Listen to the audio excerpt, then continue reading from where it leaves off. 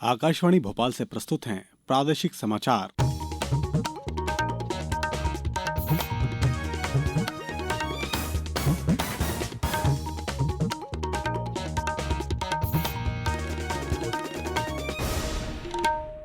नमस्कार। समाचारों के साथ मैं शरद बाघेला। सबसे पहले इस बुलेटिन के मुख्य समाचार। मुख्यमंत्री मोहन यादव ने सागर में राज्य स्तरीय विश्वविद्यालय शुरू करने और बुंदेलखंड पैकेज की घोषणा की। अयोध्या में श्री रामलला की प्राण प्रतिष्ठा के अवसर पर प्रदेश में हर्षोल्लास का माहौल। कई कार्यक्रमों के हो रहे हैं आयोजन। राष्ट्रपति द्रौपदी मुर्मू कल नई दिल्ली में असाधारण उपलब्धि के लिए बच्चों को करेंगी सम्मानित। और प्रदेश में कड़ाके की सर्दी, कई स्थानों पर छाया कोहरा। अब समाचार विस्तार से। सागर में इस वर्ष जून से राज्य स्तरीय विश्वविद्यालय शुरू किया जाएगा, जो इस सत्र से आरंभ भी होगा। मुख्यमंत्री डॉक्टर मोहन यादव ने इसके साथ ही बुंदेलखंड में रोजगार के नए अवसर सृजित करने के लिए बुंदेलखंड पैकेज की भी घोषणा की।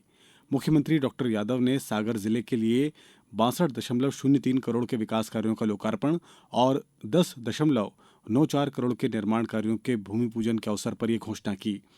मुख्यमंत्री ने कहा कि डॉक्टर सर हरि सिंह गौर की ये धरती त्याग, बलिदान और कर्तव्य परायणता के विशेषणों से जानी जाती है।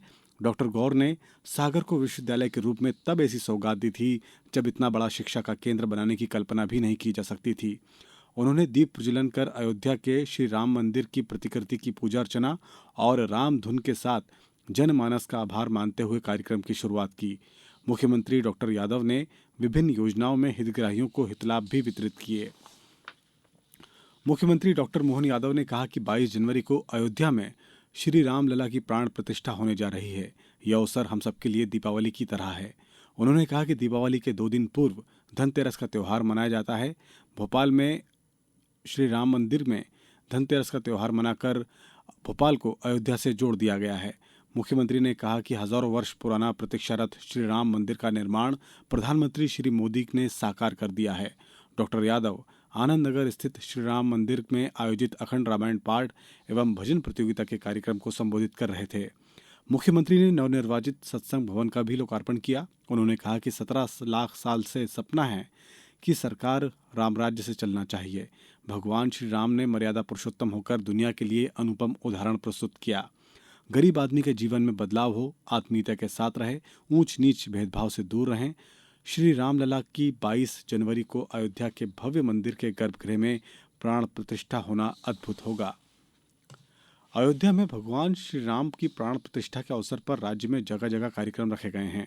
जबलपुर में मां नर्मदा तट ग्वारी घाट में 51,000 दीप प्रज्वलित कर दीपावली मनाई जाएगी। संस्कार भारती जिला जबलपुर द्वारा अयोध्या में मर्यादा पुरुषोत्तम श्री राम प्राण प्रतिष्ठा के पावन अवसर पर कच्छपुरा स्कूल गोलुआ ताल में संस्कार भारती द्वारा ऐतिहासिक जबलपुर में पहली बार 40 मातृशक्तियों द्वारा रामलीला नाट्य मंचन किया गया। इस अवसर पर कल शाम आतिशबाजी और पुष्प वर्षा की जाएगी। ग्वारी घाट में मां नर्मदा के पावन तट पर स्थित साकेत धाम में दृष्टिबाधित दिव्यांगजनों द्वारा हनुमान चालीसा का पाठ किया गया और संगीत के साथ राम भजनों की प्रस्तुति दी गई। खंडवा में सांसद ज्ञानेश्वर पाटिल की मौजूदगी में आज दीप महोत्सव होगा। आगरमालवा जिले में भी उत्सवी माहौल बना हुआ है। पीताम्बरा सिद्धपीठ मां बगुलामुखी मंदिर पर 51,000 दीपों से राम मंदिर की आकृति बनाई गई है। वहीं भजन संध्या हो रही है। श्योपुर में कलश शोभा यात्रा निकाली गई और मुरैना में प्रभात फेरी का आयोजन किया जा रहा है। पन्ना में कल मंदिरों और पवित्र नदियों में दीपदान किया जाएगा। दतिया में श्री राम चरित्र लीला समारोह के अंतिम दिन शबरी लीला का मंचन किया गया। अयोध्या में भगवान श्री राम मंदिर की प्राण प्रतिष्ठा के कार्यक्रम को देखते हुए प्रदेश के नगरीय क्षेत्रों में 22 जनवरी को सभी पशुवध गृह, मांस मछली की दुकानें बंद रहेंगी। इस संबंध में नगरीय विकास विभाग ने आदेश जारी कर आयुक्त नगर पालिका निगम, मुख्य नगर पालिका अधिकारी, नगर पालिका परिषद और नगर परिषद को निर्देश जारी किए हैं। श्री राम मंदिर प्राण प्रतिष्ठा कार्यक्रम को देखते हुए प्रदेश के सभी नगरीय क्षेत्रों में विशेष स्वच्छता अभियान चलाया जा रहा है। अभियान के दौरान मंदिर परिसरों में स्वच्छता कार्यक्रम में नागरिकों की भागीदारी सुनिश्चित की जा रही है।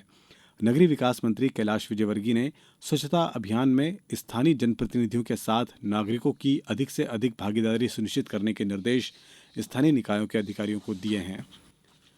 प्रधानमंत्री नरेंद्र मोदी ने कल रामेश्वरम स्थित श्री रामनाथ स्वामी मंदिर की यात्रा की। उन्होंने अग्नि तीर्थ में स्नान करने के बाद श्री रामास्वामी की प्रतिमा पर पूजा अर्चना की। इस अवसर पर उन्होंने 8 राज्यों की ओर से आयोजित रामायण से संबंधित सांस्कृतिक कार्यक्रमों को भी देखा। इससे पहले उन्होंने तिरुचिरापल्ली के श्री रंगनाथ स्वामी मंदिर के भी दर्शन किए और पूजा अर्चना की।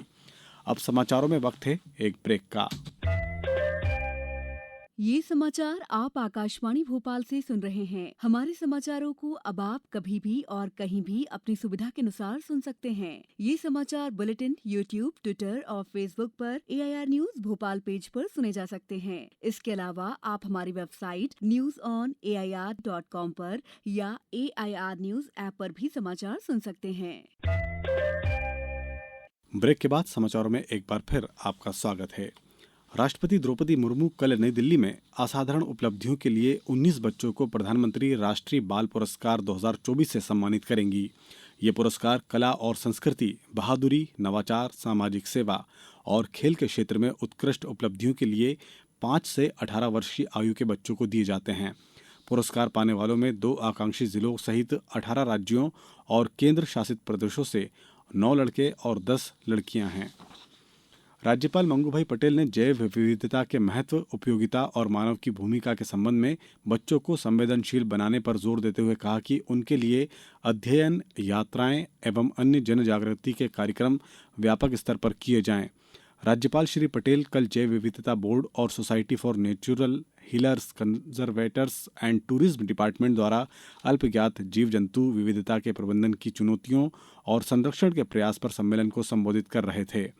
राज्यपाल श्री पटेल ने कहा कि वर्तमान पर्यावरणीय समस्याएं जैसे ग्लोबल वार्मिंग, क्लाइमेट चेंज, वायु और जल प्रदूषण के लिए ये समझना जरूरी है कि सृष्टि की संरचना प्रत्येक जीव के लिए महत्वपूर्ण है। शीर्ष शटलर HS प्रणय पुरुष एकल सेमीफाइनल में दुनिया के दूसरे नंबर के खिलाड़ी चीन के शी यू क्वी से हारकर इंडियन ओपन सुपर 750 टूर्नामेंट से बाहर हो गए हैं।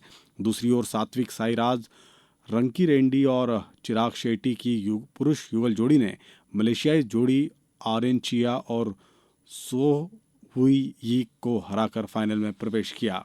अब बात करते हैं मौसम की। प्रदेश में कड़ाके की सर्दी का दौर चल रहा है। कल 12 जिलों में न्यूनतम तापमान 3 से 9 डिग्री सेल्सियस के बीच पहुंच गया। कुछ स्थानों पर बारिश हुई और कोहरा छाया रहा। खजुराहो, नौगांव, टीकमगढ़, दतिया, ग्वालियर में तीव्र शीतल दिन रहा। छतरपुर के बिजावर में तापमान 2.5 डिग्री सेल्सियस दर्ज किया गया, जो कि प्रदेश में सबसे कम रहा।